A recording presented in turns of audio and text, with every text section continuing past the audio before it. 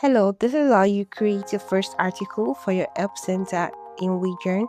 So you log into your account, select a project, then you navigate to the help center.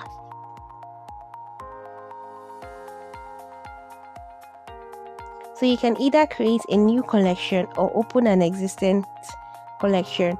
To know more on how to create a collection, please check previous videos.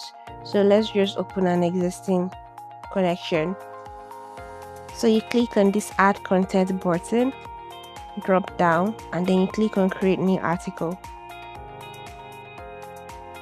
So you add your article title here and then what the article is about.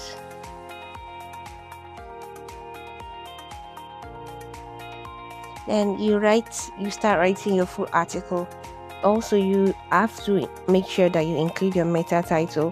This is the title that will be used on search engines, meta description, a brief summary of what your article is about, meta keywords or phrases that describes your article that will help its indexing on Google SEO. And you can also add meta images, that is the image that would be seen when people search your article. So once you're done with all this, you can either save if it's a work in progress, or you just launch directly if you're done with your article. Thank you for watching. I'll see you in the next one.